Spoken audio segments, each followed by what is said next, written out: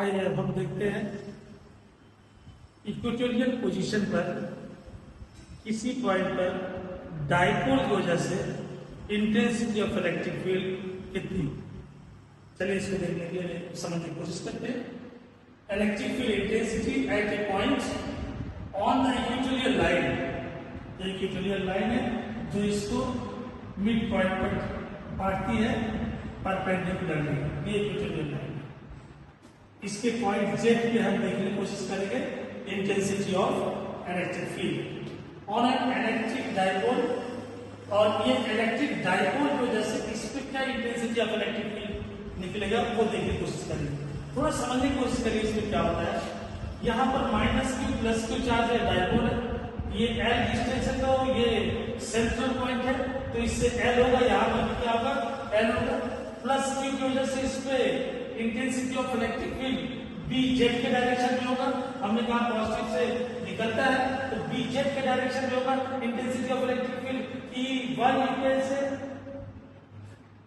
और अगर इसके इस तरफ आएंगे तो जेड ए की तरफ आएगा तो इसका डायरेक्शन ये होगा जो कि E2 लिख सकते हैं, ये E2 होगा जो इस डायरेक्शन में होगा माइनस क्यू के डायरेक्शन में। और अगर आप देखें तो ये पैरेलल है, ये दोनों ये इसके पैरेलल है, अगर ये थीटा है तो कॉरस्पॉन्डिंग एंगल ये भी थीटा होगा, ये थीटा ये दोनों पैरेलल है तो ये थीटा होगा तो ये भी थीटा होगा, ऑल्टरनेट एंगल दोनों मिला के तो थीटा हो जाएगा। तो रिजल्टेंट हम यहाँ पर निकाल पाएंगे, क्या निकाल पाएंगे रिजल्टेंट इंटेंसिटी E डैश अगर निकालना होगा तो हम आखिर में इसको सॉल्व करके निकाल लेंगे। तो इसको कंसीडर कर लेते हैं जो यहाँ पर दिया हुआ है उसी को। Late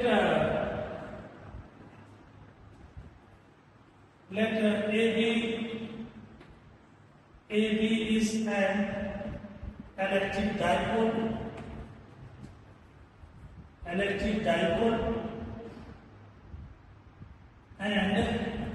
O is the center point. O is the center point.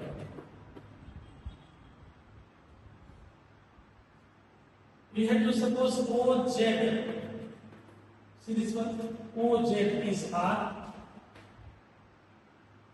By Pythagoras theorem, see this one? Here it is R, this one is L. इस ट्राइंगल में देखिए थोड़ा, इस ट्राइंगल में देखिए ये 90 डिग्री है तो ये BZ निकल सकता है। BZ स्क्वायर कितना होगा in triangle ZOB, in triangle ZOB BZ square is equal to R square plus L square. Therefore, BZ is equal to R square plus L square root. Here, this same condition is here. Therefore, ZA is also same, or AZ is same here. So, ZA is also same. That is equal to under root R square plus L square.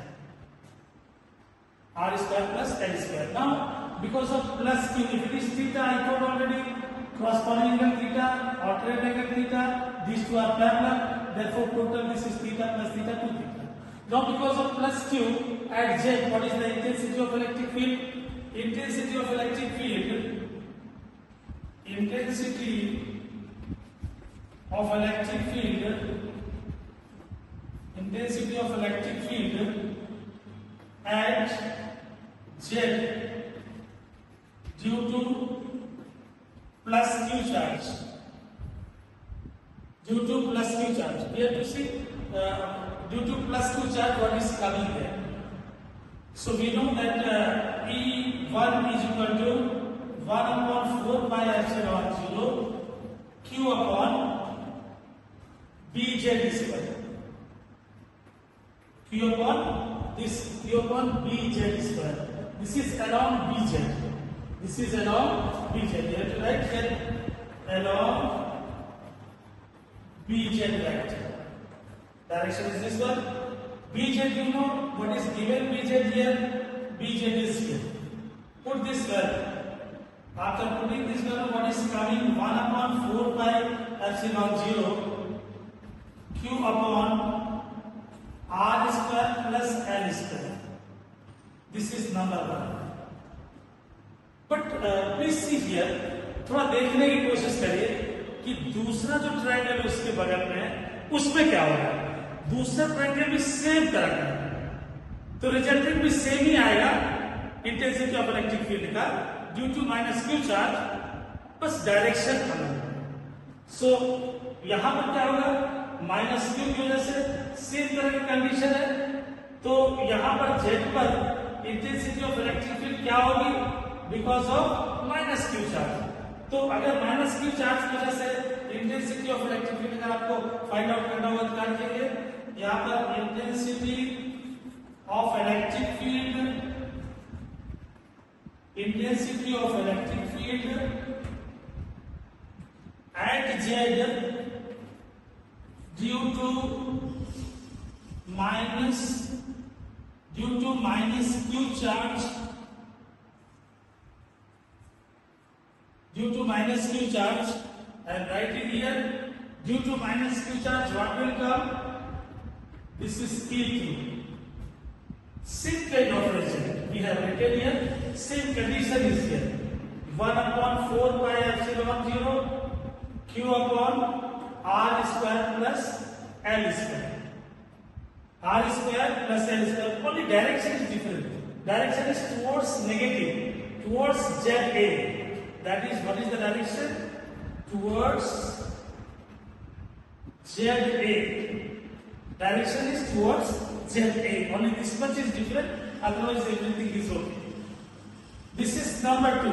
आप देखिए दो आ गया, E1 आ गया आपके पास, E1 आ गया, number इसको क्या लिया, नंबर 1 नहीं तो नंबर 1, और ये क्या हो गया है, ये है आपका नंबर 2। अब देखिए दोनों का इक्वेशन थोड़ा अच्छे से देखने की कोशिश करिए, यहां पर इसको देखिए और यहां पर इसको भी देखिए, क्या डिफरेंस आपको आ रहा है, दोनों सेम है, E1 जितना आ रहा है उतना E2 आ रहा है, सिर्फ डायरेक्शन का डिफरेंस है, प्लस की वजह से बाहर की तरफ जा रहा, माइनस की वजह से अंदर की तरफ आ रहा, डिफरेंस डायरेक्शन का है, इसका जो मैग्नीट्यूड है वो सेम ही है, तो इसको क्या लेंगे, यहां पर हम लिख लेंगे let E1 is equal to E2 is equal to T, E1 is equal to E2 is equal to T, हमने ये लिख लिया। अब थोड़ा ध्यान दीजिए, आप लोगों ने इसको 11th क्लास से पढ़ा था, ये डायरेक्शन E1 है, ये डायरेक्शन E2 है, इसके बीच का एंगल 2 थीटा है, रिजल्टेंट इसके डायगोनल की तरफ होगा, तो रिजल्टेंट कैसे निकलेगा, E डैश, रिजल्टेंट कैसे निकलेगा, E डैश अंडर रूट क्या लिखेंगे आप, E1 square plus E2 square plus 2E1 E2 into cos theta, ये तो फॉर्मूला है। अब यहां पर हमने ये दिया है E1 E2 और E के बराबर है, तो यहां पर वैल्यू रख दीजिए, यहां पर E, यहां पर भी E रखिए, तो कितना आएगा, ये रूट के अंदर हो जाएगा, ये हो जाएगा E स्क्वायर, यहां पर भी प्लस हो जाएगा E स्क्वायर, यहां E रखेंगे तो E स्क्वायर हो जाएगा, कितना हो गया 2E square into cos theta. अब इसको ऐड करिए, देखिए 2E स्क्वायर हो जाएगा, कितना हो जाएगा ये, यहां पर हो जाएगा 2E square plus 2E square into cos theta.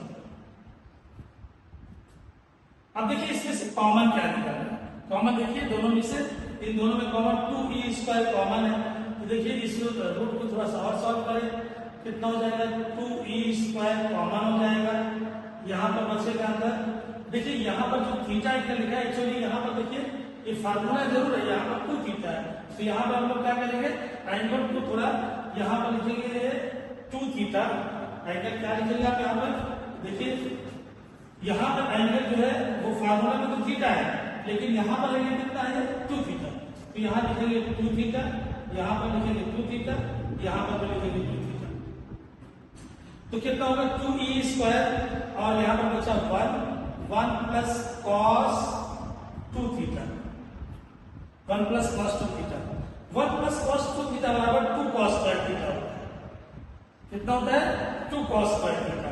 Since यहां लिख सकते हैं 1 plus cos 2 theta is equal to 2 cos square theta.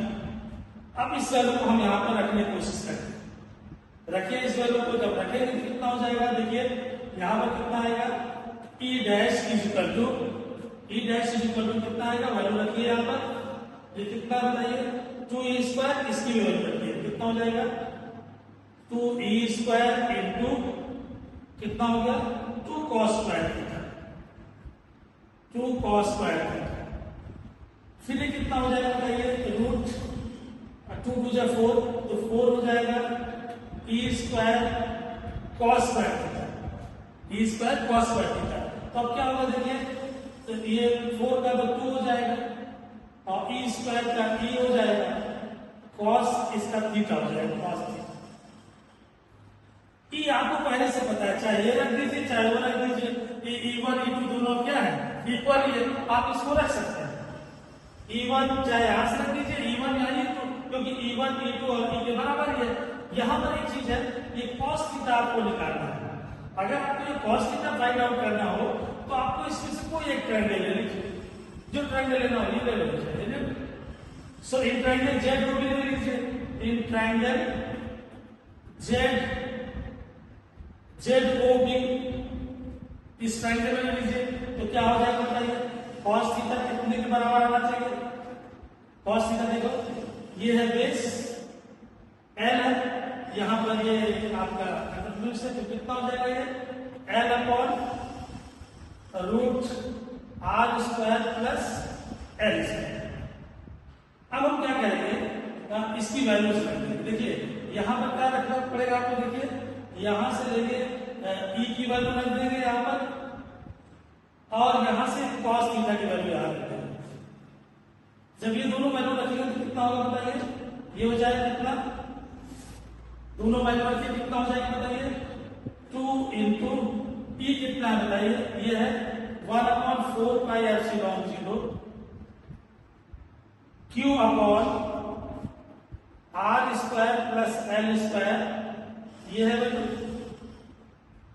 ये 0 है ये। और cos थीटा की वैल्यू कितनी बराबर बताओ?